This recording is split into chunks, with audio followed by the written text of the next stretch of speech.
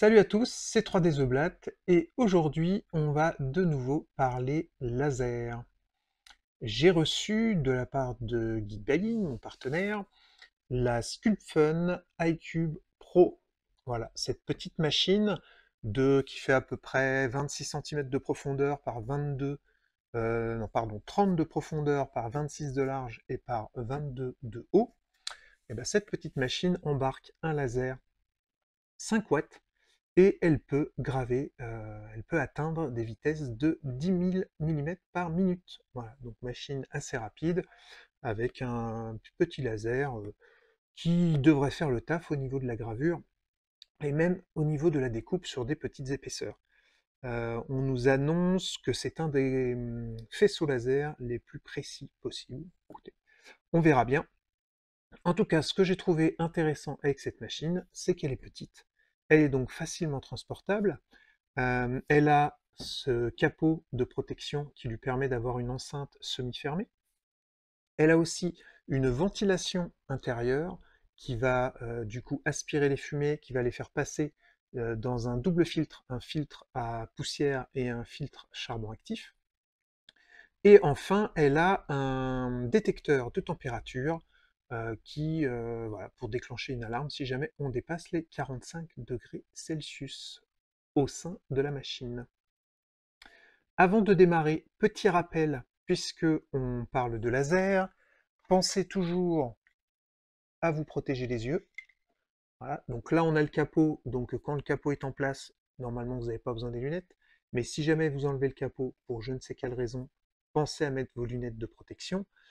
Pensez aussi aux matériaux que vous gravez et que vous découpez. N'attaquez pas n'importe quoi. Certains matériaux peuvent être hautement toxiques quand ils brûlent, donc faites bien attention à ça. Et enfin, même si cette machine a une ventilation et des filtres, pensez quand même à travailler dans un environnement suffisamment aéré. Eh bien écoutez, maintenant qu'on a vu toutes ces petites mesures de sécurité qu'il est toujours bon de rappeler, je vous dis, on se retrouve tout de suite après ça.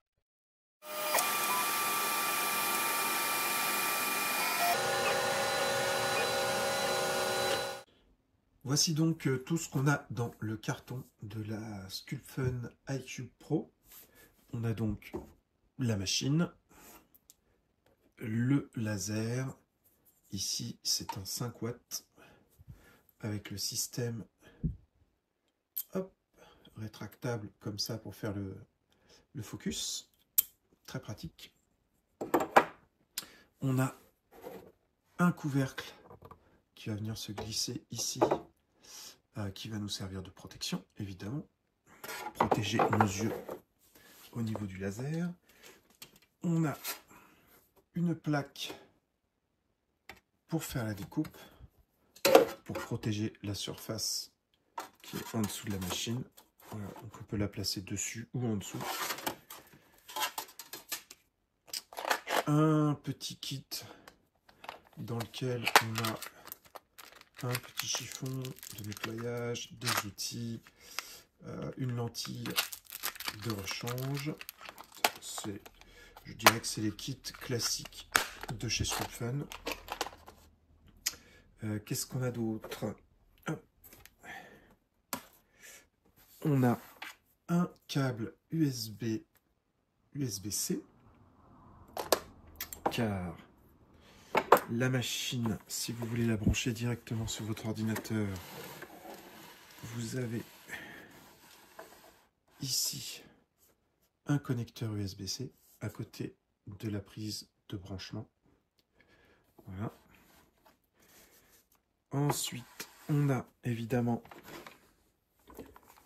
le câble d'alimentation.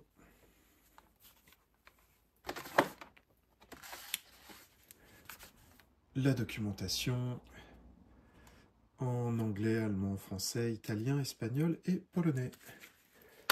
On a des lunettes de protection quand vous n'utilisez pas le cache de la machine. Donc en fait, vous pouvez tout à fait faire glisser des planches de bois ou de carton, de tout ce que vous voulez, qui sont plus grandes que la machine. parce que vous allez pouvoir les faire glisser comme ça latéralement si vous le souhaitez. Et dans ces cas-là, évidemment, vous ne pouvez pas utiliser le cache, donc il faut utiliser les lunettes. Qu'est-ce qu'on a d'autre? Et bien pour finir, on a un système de remplacement des filtres. Donc on a un filtre à poussière et un filtre à charbon. Ça c'est plutôt pas mal. Au niveau de la machine, donc on a vu le devant, le côté. Sur l'arrière, on a un bon gros ventilateur qui va servir à aspirer les fumées à l'intérieur de la machine quand il y a le cache, et du coup à ressortir un air purifié via le filtre anti-poussière et le filtre à charbon. Et de ce côté-là, on n'a rien. Alors, ma machine a eu un petit problème de réception. Comme vous pouvez voir, voilà, le livreur, comme je n'étais pas là, il a eu la bonne idée de balancer le colis au-dessus de mon portail, sachant que mon portail fait à peu près 2 mètres de haut. Donc forcément, le colis a pris un coup. La protection est donc arrivée cassée. Heureusement, Geek Buying m'en a renvoyé une rapidement. Et le résultat aussi, c'est que la machine, eh ben en fait, elle n'est pas droite. Il y a la partie droite qui est plus basse que la partie gauche. On va démonter un peu tout ça pour voir si déjà c'est problématique le fait qu'elle soit plus basse à droite qu'à gauche. Puis voir un petit peu comment c'est à l'intérieur. Déjà, il y a un petit truc qui m'embête, c'est que cette partie-là, elle est en plastique. Et du coup, vous voyez, c'est pas super stable. Voilà. Hop. Pour le démontage, c'est super simple. On a 4 vis à enlever ici.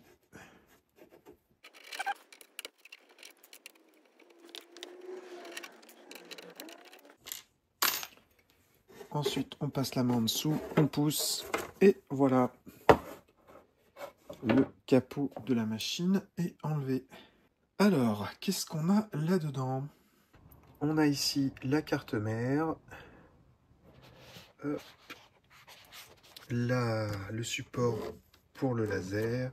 On voit ici qu'on a un interrupteur de fin de course sur l'axe Y. Et on a aussi un interrupteur de fin de course sur l'axe X. Voilà. Alors, on voit aussi que le carénage bleu n'est pas relié à l'axe ici. Donc ça veut dire que si je bouge le carénage bleu, bon, en fait ça ne bouge pas l'axe. Donc ça veut dire que le fait que mon carénage bleu soit plus bas à droite qu'à gauche, ce ne sera pas grave au niveau de la mise au point de la machine. Alors il y a un truc quand même qui est bizarre. Je ne sais pas si c'est fait exprès. Est-ce que je vais arriver à vous montrer ça? Ouais, vous voyez, l'axe ici, bah en fait il n'est pas droit. Il est vissé sur ce support. Voilà, il est pas perpendiculaire en fait. Ça se voit au niveau des vis qui sont ici. Vous voyez ici, il y a une différence entre ici et ici. Alors c'est très bizarre. Je ne sais pas pourquoi c'est comme ça. Je vois pas comment je peux modifier ça. Et du coup, vu comment c'est vissé, je pense que c'est fait exprès. Mais du coup, ça veut dire qu'on va avoir un déplacement sur l'axe Y, et ben en fait qui va être en biais. Donc c'est assez particulier. Alors que pourtant, cet axe-là a l'air bien parallèle. Ouais, c'est bizarre quoi. C'est pas perpendiculaire. Ok. Donc du coup, je pense qu'on ne pourra pas caler nos objets par rapport à cette découpe ici. C'est assez spécial. Et bien on va regarder maintenant comment monter la tête. Vous allez voir que c'est très facile. Donc pour monter la tête, je vous conseille d'enlever le capot comme je l'ai fait. Comme ça, vous aurez un accès plus facile sur le dessus de la tête. Donc la tête, vous avez ce profilé ici que vous allez venir glisser ici. Hop là. Alors, forcément, avec une main, c'est pas pratique. Et ensuite, vous avez une vis derrière ici que vous allez serrer.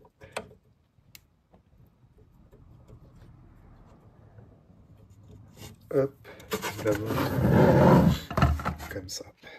Voilà, vous voyez, c'est la vis qui est là que vous serrez. Vous avez, du coup, c'est un laser pour régler la hauteur. Vous avez juste une vis à serrer que vous pouvez serrer, desserrer à la main. Voilà, pratique et rapide. Ensuite, on va brancher notre câble.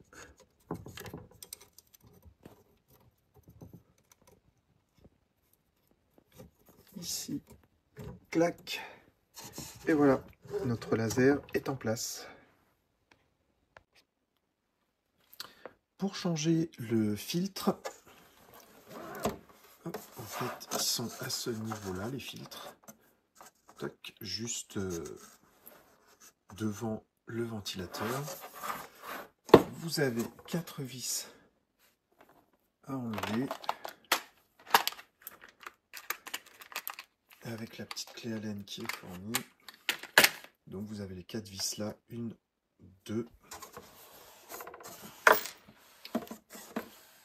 3 et 4. Ça permet d'enlever ce capot. Et une fois que ce capot est enlevé, en fait, vous avez accès directement aux 2 filtres qui sont l'un sur l'autre. Vous voyez ici, on a une petite languette blanche. C'est la petite languette qui va nous servir à retirer le premier filtre, le filtre à poussière. Et après, vous aurez la languette aussi pour retirer le filtre charbon. Écoutez, je pense qu'on a fait à peu près le tour de la machine. Le dessous, on a des tampons antidérapants. Voilà. On va pouvoir tester la bête. Oui, alors je vous ai pas dit, mais dans la boîte, il y a aussi 2 échantillons de bois, du MDF et du contreplaqué pour pouvoir faire des tests. Alors, j'ai fait toute la procédure qui est indiquée dans le manuel. Voilà, la procédure est très bien expliquée. J'ai téléchargé l'application Android via le QR code. Ensuite, j'ai connecté le laser à mon ordinateur. Je suis allé dans la configuration Wi-Fi. J'ai fait tout ce qu'ils m'ont dit de faire. Je me suis connecté à mon Wi-Fi. Et du coup, maintenant, j'ai récupéré l'adresse IP de ma machine. Et maintenant, on va pouvoir connecter la machine via l'application. Donc ici, j'ai l'adresse IP qui m'a été donnée par le logiciel sur l'ordinateur. Je fais connect et me voici connecté avec mon iCube Pro. Alors du coup, voyons voir un petit peu ce qu'on peut faire. Si je clique sur contrôle,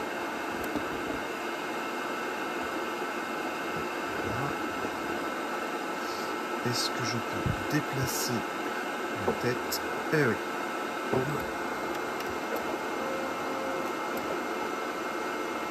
Voilà, comme on a des interrupteurs de fin de course, quand on fait home, elle revient au point de départ par rapport aux interrupteurs de fin de course. Alors du coup, qu'est-ce qu'on a? Laser preview. Hop, hop, hop. On va mettre ça. Je vais mettre le cache.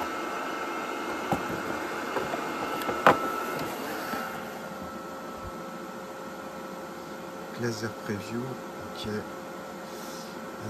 Ensuite, on peut désactiver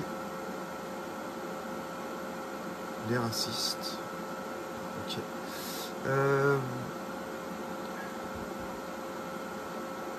Création. Ok. Donc je peux graver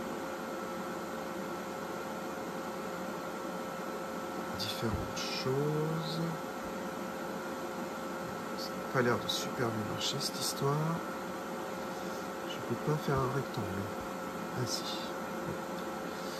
Une étoile. Ok.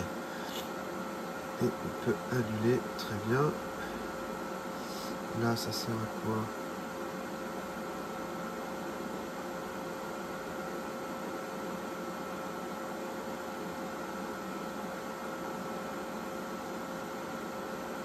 Ok. Album. J'imagine que ça m'envoie vers mes photos. Matériel. Ça, c'est des trucs préexistants. Imaginons que je prenne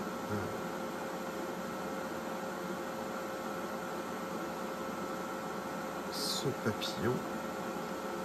Ok. Next.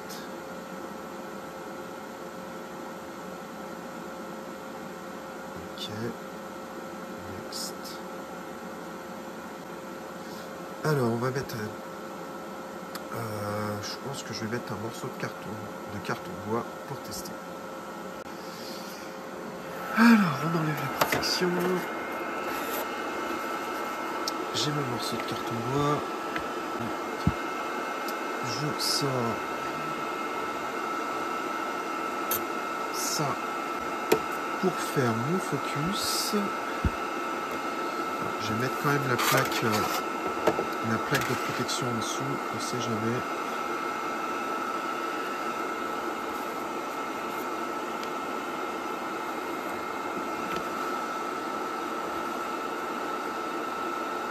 Voilà.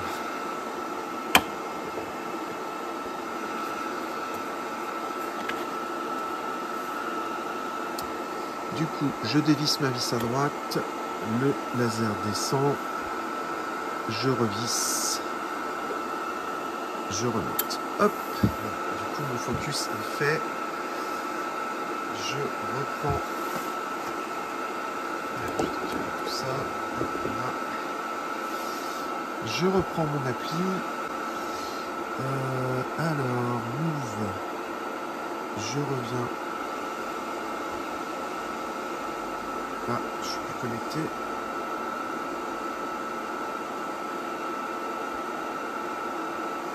Waouh. Si je reviens au tout début.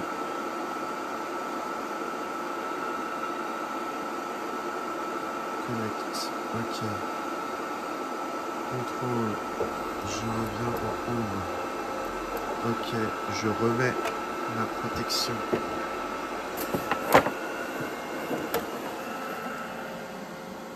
Tac. Laser preview. Ok. Donc ensuite, je retourne sur ma création. Évidemment, il m'a tout viré. Alors, c'était quoi? C'était matériel. On a dit qu'on partait sur ce papillon. Next.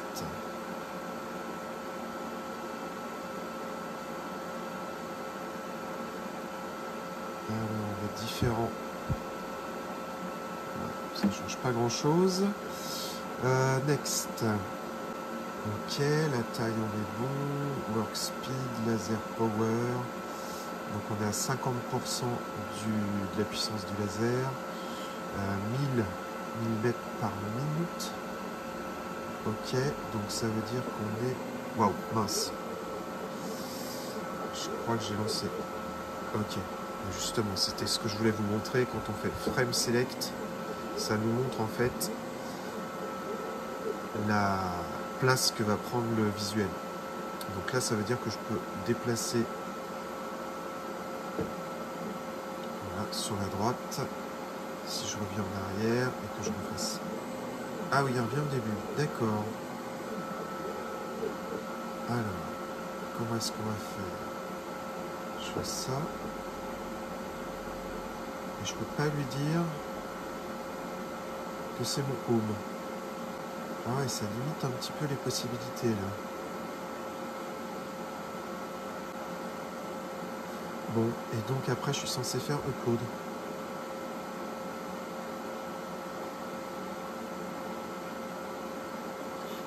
Donc j'imagine que là il est en train d'envoyer mon visuel dans la machine. Ce qui veut dire que la machine aurait une mémoire interne. Ok. Eh ben allez, on grave.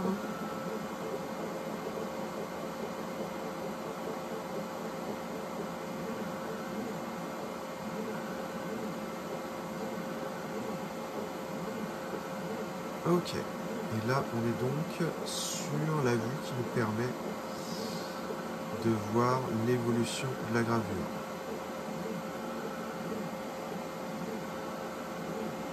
Je me demande si c'est pas en train de me faire carrément un trou là. Vu la vitesse. Alors, je vois que je peux aller dans Setup. Ah, je peux changer la vitesse et changer la puissance. Hop, on va augmenter à 200%.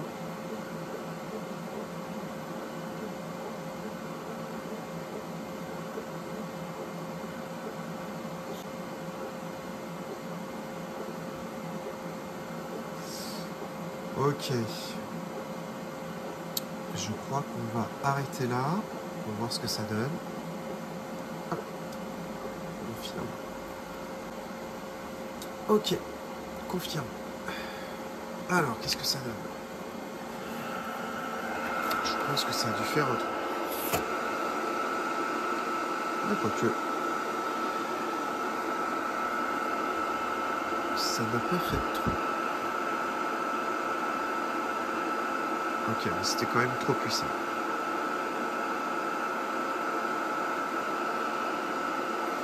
Hop, on retourne. Et on recommence.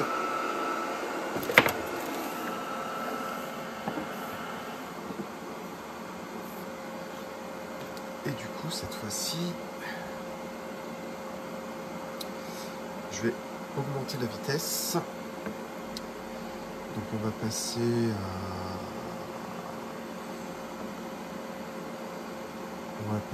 à 6000 et là on va passer à 80%.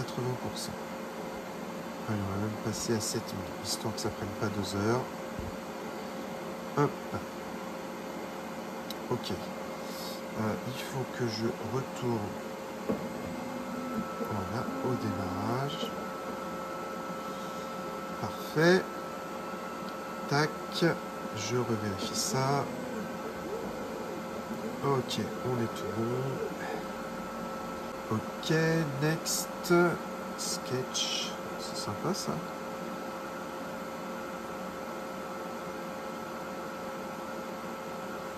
Ouais, j'aime bien ça. Allez, hop. Donc je recommence. J'ai dit... On va dire 6000. 80%. Ok. Allez, c'est parti. Upload. Et c'est tout bon. Confirme. Et c'est parti.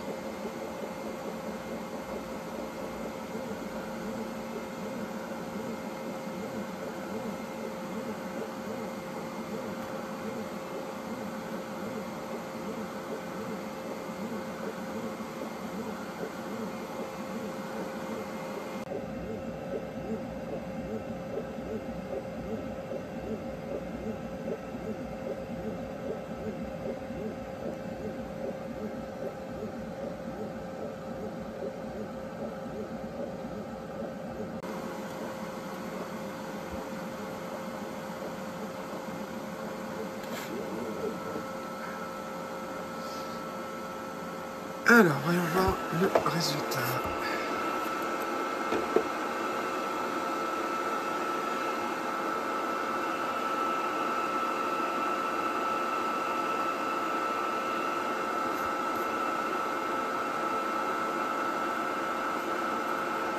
Ok. C'est un peu trop cramé là.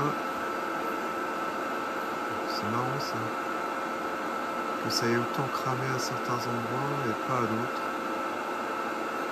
Après j'avais mis un mode un peu bizarre. Ok. Et ben voilà, premier test de gravure en passant par l'application Android. Alors, notre petit iCube Pro au niveau de l'installation. Donc j'ai pas réussi à en fait à le détecter. Donc là il est bien branché sur mon COM 4. Quand je vais dans appareil et que je fais trouver mon laser suivant, hop, il fait une recherche, il trouve rien. Donc du coup, je vais faire une création manuelle. Donc, créer manuellement. Là, je vais dans GRBL, Next, en serial USB. Je l'appelle iCube Pro 5 watts. Voilà. Les dimensions, alors normalement on est à 130, mais j'ai remarqué que les dimensions n'étaient pas tout à fait à 130, donc je vais pas prendre de risque, je vais me mettre à 120 mm par 120 mm. Suivant, avant gauche, c'est très bien. Voulez-vous auto-guider votre laser au démarrage? Non. Moi, je préfère déterminer le point de démarrage. Suivant. Ça y est, terminé. Hop, et j'ai mon iCube Pro 5 watts. Ok, du coup, ici, je passe en iCube Pro 5 watts. J'ai bien mes 120 mm par 120 mm, ce qui va correspondre à ma zone de gravure et de découpe.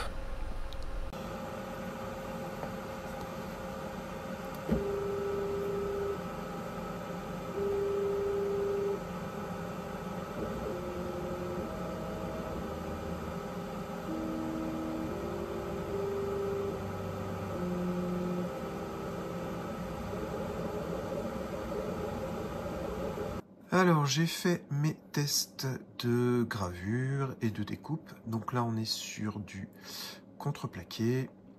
Voilà, donc puissance 80%, 60%, 40% à différentes vitesses, de 3000 à 10 000. Et là de 2000 à 8000. Donc ça, ce genre de test, ça sert à savoir quelle est la meilleure puissance et la meilleure vitesse pour graver sur vos différents matériaux. Donc voilà. Ensuite, j'ai fait aussi un test de gravure sur de l'ardoise, toujours à 80% de puissance. Ça a merdouillé un peu là parce que je pense que mon ardoise devait pas être très propre. Mais voilà, encore une fois, oui, puis alors là, je me suis planté sur les photos, j'ai oublié de passer en négatif, donc j'ai refait mes tests en passant bien en négatif. Voilà. Ensuite, test de découpe.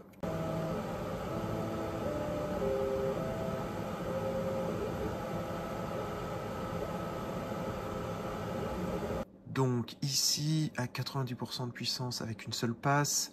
Ici, 90% de puissance, 2 passes. Et ici, tout en bas, j'ai refait un test à 80% de puissance et une seule passe. Ça, c'était pour voir si l'effet de brûlure était moins important. Et surtout, si ça découpait en une seule passe en réduisant à 80%. Je pense que ça pourrait être intéressant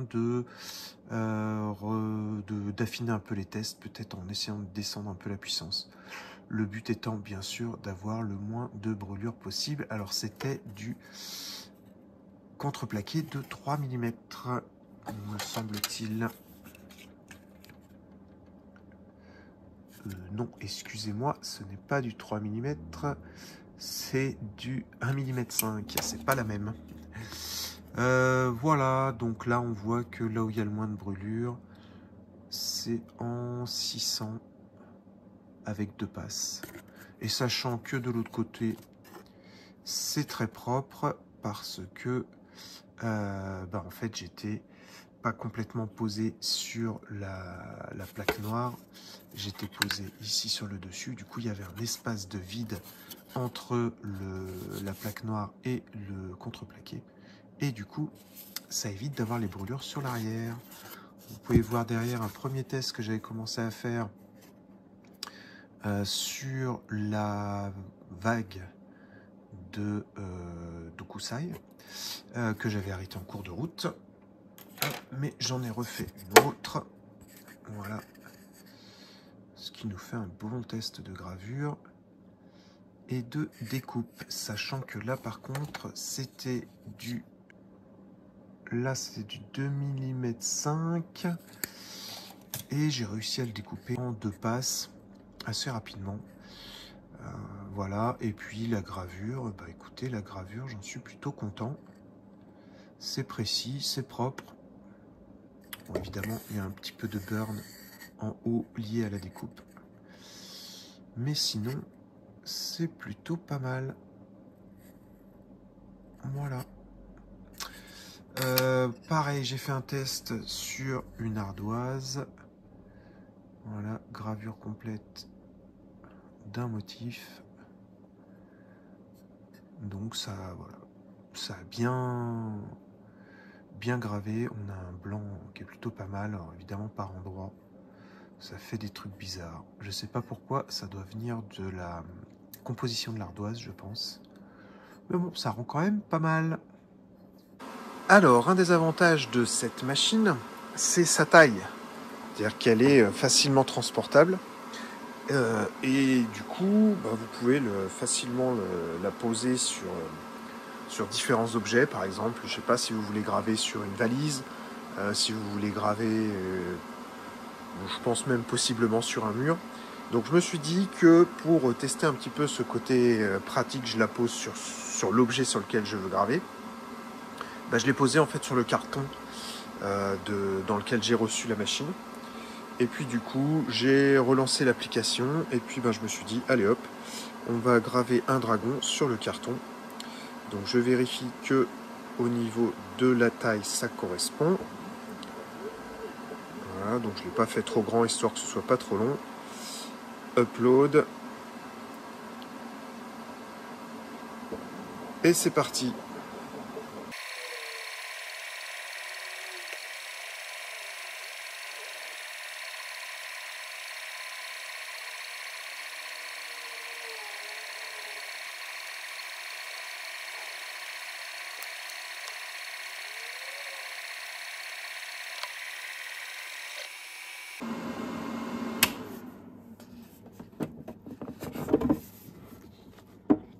Hop.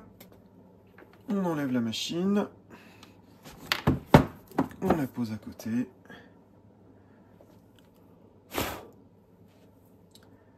Et voilà notre dragon. Gravé sur le carton de la machine. Bon, j'avais pas fait de test avant de vitesse de gravure, etc. Du coup, c'est un peu trop cramé. Mais c'était juste pour montrer le principe. L'avantage d'avoir une machine de petite taille.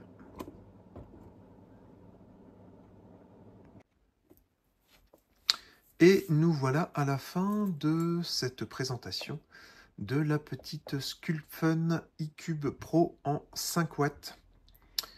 Alors du coup, écoutez, je suis plutôt agréablement surpris par la qualité en tout cas de gravure et de découpe de la machine. Alors, avec Lightburn, c'est vrai que avec l'application fournie par Sculpfun, il y a cette espèce d'effet bizarre sur les extrémités qui brûle plus que sur les autres parties, qu'on retrouve aussi sur la dernière gravure que j'ai fait sur le carton de la machine. Je sais pas à quoi c'est dû. Bon, après, de toute façon, l'application est vraiment limitée dans les possibilités. Donc, si vous voulez vraiment travailler comme il faut avec cette machine, il vaut mieux passer sur un logiciel plus complet, comme par exemple Lightburn. En tout cas, avec Lightburn, tout s'est bien passé. J'ai l'impression qu'au niveau de la découpe, elle découpe au final mieux que ma S30 Pro, qui a aussi un 5 watts. Il me faut moins de passes en fait pour découper. Donc ce qui est un peu étonnant puisque la puissance du laser est la même. Au niveau de la gravure, la précision est plutôt bonne. Ça fonctionne bien. Après, voilà, vous me direz pourquoi acheter une petite machine comme ça alors que dans les mêmes prix, on peut avoir une machine avec un 5 watts aussi qui permet d'imprimer de plus grandes surfaces. Ben moi, l'avantage que j'y vois, c'est qu'elle est facilement transportable, facilement déplaçable. On peut la poser sur différents supports, voilà, sans être obligé de trimballer un grand truc qui fait 40 par 40. Donc c'est quand même plus pratique à ce niveau-là. Ça peut être plus pratique aussi pour l'emmener sur des événements, si vous voulez présenter votre travail. Alors par contre, petit bémol, la filtration marche plutôt bien. C'est-à-dire qu'on ne voit pas de fumée qui sort, donc ça veut dire que les fumées sont bien aspirées par le ventilateur arrière et que les fumées passent bien par les filtres. Par contre, ayant fait pas mal de découpes et de gravures pour cette review, au bout d'un moment quand même, ça commence à sentir sérieusement le bois brûlé et vous sentez une espèce de, vous savez, un petit peu de poussière dans la bouche. Donc je pense quand même que la filtration a ses limites. Alors ce qui pourrait être intéressant quand même, c'est que je démonte le filtre et qu'on voit un petit peu la quantité de poussière qu'il y a sur le filtre à poussière. Mais écoutez, je vais faire ça tout de suite. Ça va me permettre de vous montrer vraiment comment est-ce qu'on démonte, le filtre. Je vous avais expliqué, mais je ne l'avais pas fait en début de vidéo. Alors, donc pour démonter le filtre, comme je vous l'avais dit, on démonte juste 4 vis.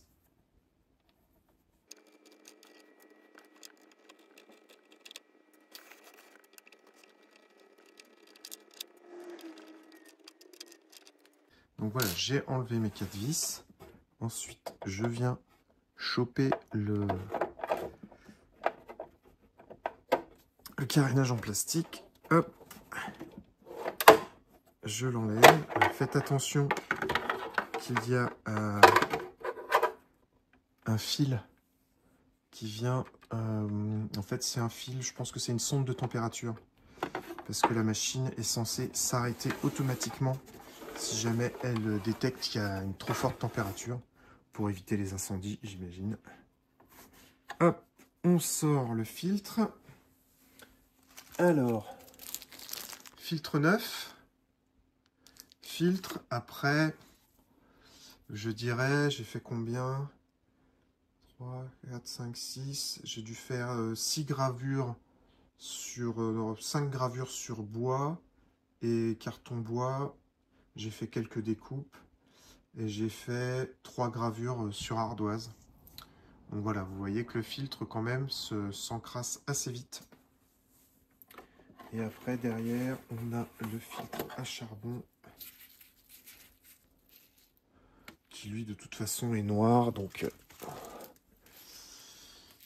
le 9, ça va pas faire grande différence. Voilà. Donc faites quand même attention à utiliser la machine dans un endroit ventilé, comme d'habitude. Et puis, du coup, je suis pas sûr que ce soit vraiment une bonne idée d'emmener ce genre de machine sur des événements, à moins que vous ayez un extracteur d'air à brancher sur l'arrière de la machine. Enfin, un extracteur,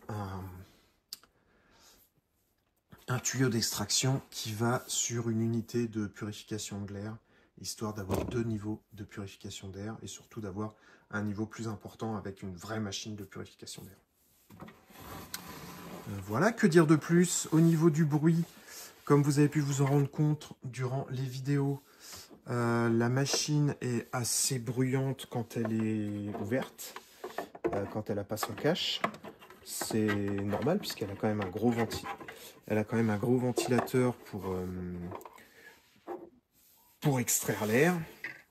Voilà, au niveau du cache, vous avez pu remarquer dans la vidéo, surtout pendant que la machine fonctionne, qu'en fait il